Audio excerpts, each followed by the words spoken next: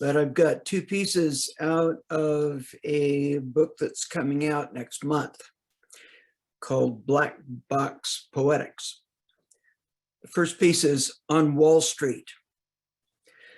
Phyllis Bronson had dreamed of a day like today. A school psychologist, she'd grown tired of the incessant testing, report writing, and meetings. And that's why she joined the school crisis team. Yet it wasn't enough. It didn't seem to scratch the itch. She'd used skills, all right. They were always needed in suicide interventions, parent deaths, conflicts, and all the normal ills that beset schools. But Phil, as she liked to be called, longed for the big one. The air crash, the riot, community disaster. In her team training, the class had culminated with a large incident simulation where all of the micro skills and tactics had been orchestrated strategically, completed with complications and time press. She'd been in heaven and ever since had dreamed of an incident of that magnitude. On the morning of 9/11, it suddenly looked like her wish had come true. Phil had stopped in early at the district office in Brooklyn to pick up some reports when word came down that a passenger plane had flown into the first tower in the World Trade Center. She stopped into the office of the director of student services, who was the head of the crisis team, and was told to help call the other team members.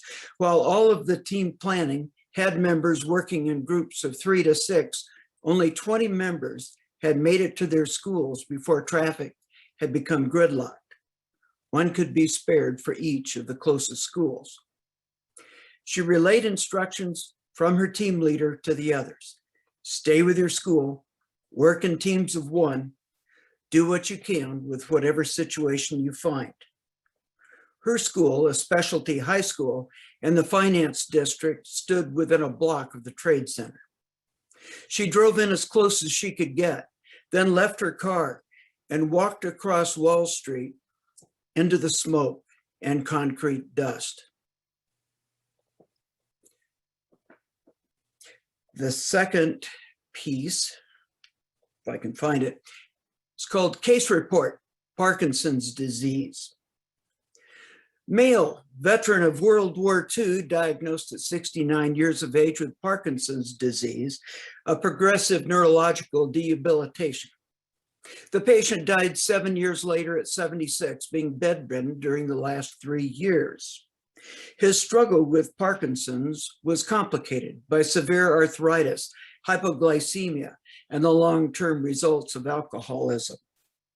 During the last years of his life, his tremors were severe and would exacerbate the arthritic pain such that by 10 a.m. most mornings, medication could not control the pain without compromising his consciousness.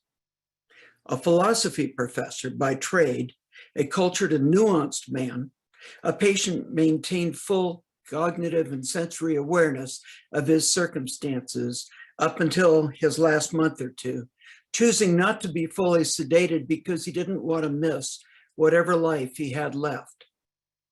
Surprised at having survived the Battle of the Bulge in 1945, the man was not interested in surrendering any more of his remaining life than necessary. He and his wife lived the past several years together in a graduated care facility. She would spend every evening with him. Following her death, 10 years later, her personal journal was discovered in her writing desk. One entry was written 2 months before her husband's death and at the conclusion of their evening visit. At this point, he was in extreme pain and could barely articulate well enough for anyone to understand except her. Her entry read, "He leaned up to me and was finally able to say, 'Thank you. It has been worth it. All of it.'"